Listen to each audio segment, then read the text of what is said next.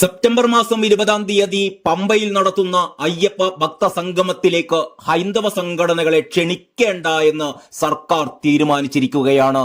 അയ്യപ്പ സംഗമത്തിന് പിന്നിലെ ഗൂഢലക്ഷ്യങ്ങൾ ഹൈന്ദവ സംഘടനകൾ ചോദ്യം ചെയ്യുമ്പോഴും സർക്കാരിന് മിണ്ടാട്ടമില്ലെന്ന ആക്ഷേപവും ശക്തമാണ് എന്ന് ജനം ഓൺലൈൻ റിപ്പോർട്ട് ചെയ്യുന്നു.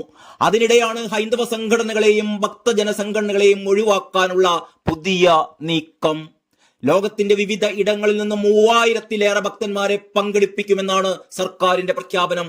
എന്നാൽ ഇത് ആരൊക്കെ എന്നതിനെ സംബന്ധിച്ച് ഒരു വ്യക്തതയുമില്ല. എന്ത് മാനദണ്ഡപ്രകാരമാണ് ആളുകളെ ക്ഷണിക്കുന്നത് എന്ന് കഴിഞ്ഞ ദിവസം മന്ത്രിയോട് മാധ്യമപ്രവർത്തകർ ചോദിച്ചുവെങ്കിലും ദേവസ്വം മന്ത്രി എൻ വാസവൻ മറുപടി പറയാതെ ഒഴിഞ്ഞു മാറുകയായിരുന്നു. അതിനിടെയാണ് ബിന്ദു അമ്മിണിയെപ്പോലുള്ളവർ പങ്കെടുക്കുമെന്നും പറഞ്ഞ് രംഗത്തെത്തിയിരിക്കുന്നത്. ഈ വിഷയത്തിൽ സർക്കാരിന്റെയും ദേവസ്വത്തിന്റെയും ഇരട്ടത്താപ്പ് ചൂണ്ടിക്കാട്ടി ഹൈന്ദവ സംഘടനകൾ നേരത്തെ തന്നെ രംഗത്ത് വന്നിരുന്നു.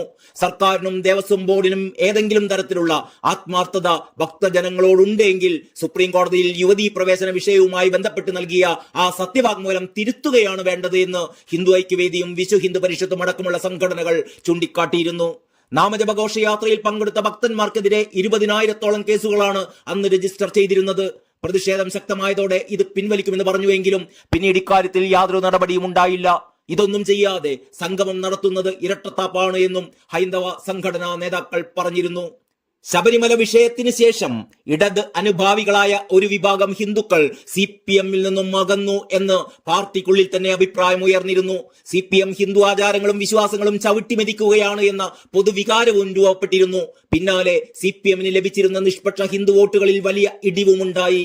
തിരഞ്ഞെടുപ്പ് അടുത്തു നിൽക്കെയുള്ള ഈ അയ്യപ്പ ഭക്ത സംഗമം കൊണ്ട് ഈ വോട്ടുകൾ പെട്ടിയിലാക്കാമെന്ന വ്യാമോഹത്തിലാണ് പിണറായി സർക്കാർ.